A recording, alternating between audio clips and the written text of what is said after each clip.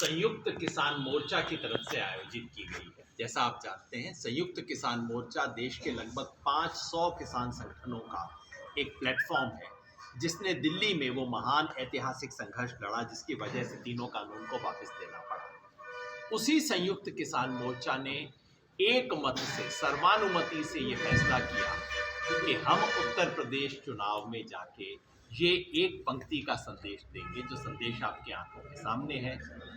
इस चुनाव में किसान विरोधी भाजपा को सजा दें। हम ये प्रेस कॉन्फ्रेंस किसी पार्टी या किसी कैंडिडेट का समर्थन करने के लिए नहीं कर रहे हैं। हम उत्तर प्रदेश के मतदाता को ये नहीं कह रहे हैं कि फलां पार्टी किसानों की हितैषी है, हम नहीं जानते। हम वही कर रहे हैं जो हमने पश्चिम बंगाल में किया था। हमने पश्चिम बंगाल में भी कहा था, आप किसे वोट देना चाहें, आप समझदार हैं, आप खुद फैसला कीजिए, बस किसान विरोधी बीजेपी को सजा दें। हमने वही कहा था, वही यहाँ कह रहे हैं। क्यों कह रहे हैं? इसलिए 3 कारण है उसके।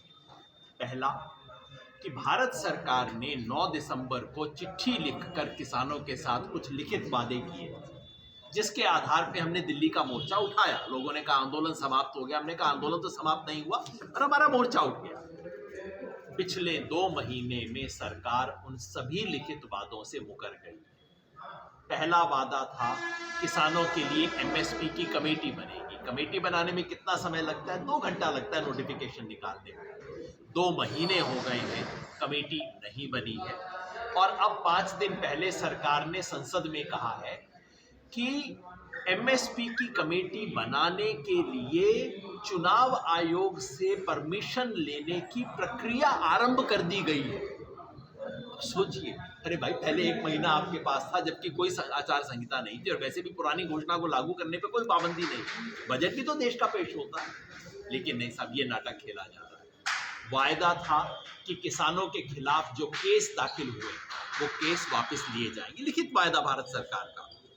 अब तक केंद्र सरकार ने एक भी केस वापस करने की प्रक्रिया भी आरंभ नहीं की। 2 महीने हो गए। कुछ राज्यों में हुआ है, नहीं हुआ बाकी। कि शहीद किसानों के परिवारों को मुआवजा दिया जाएगा, उत्तर प्रदेश का नाम लिखा था, कुछ नहीं हुआ है। शायद सरकार सोचती होगी कि अब किसान उठ गए, अब किसान दोबारा कैसे इकट्ठे हो पाएंगे। इरादा ये रहा होगा कि चिट्ठी में कुछ भी लिख दो, उसके बाद चले जाएंगे, और उसके बाद किसने चिट्ठी देखी, किसे याद रहेगा। हम ये कहने आए हैं कि हमें याद है, हम इस चीज को याद रखें और हम याद दिलाएं।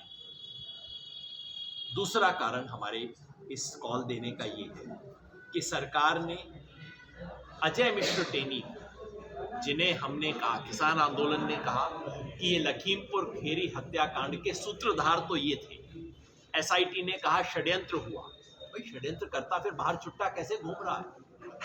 लेकिन न सिर्फ वो गिरफ्तार नहीं हुए, न सिर्फ वो केंद्रीय मंत्रिमंडल के सदस्य बने हुए, बल्कि पुलिस प्रशासन, प्रोसिक्यूशन ने पूरा सहयोग किया कि उनके बेटे को जमानत दिलवा दी जाए।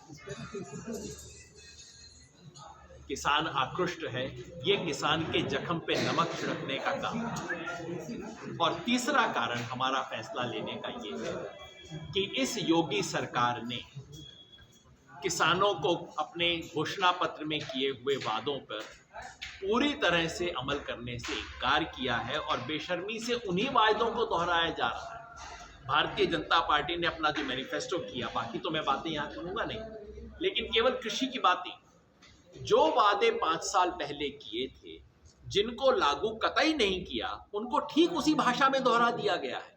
किसान को 14 दिन में गन्ने का रेट मिलेगा। अरे भाई, पिछले साल का रेट 3,500 करोड़ रुपए मिला नहीं है, वो दिलवा दो ना। 14 दिन की बात छोड़ दीजिए।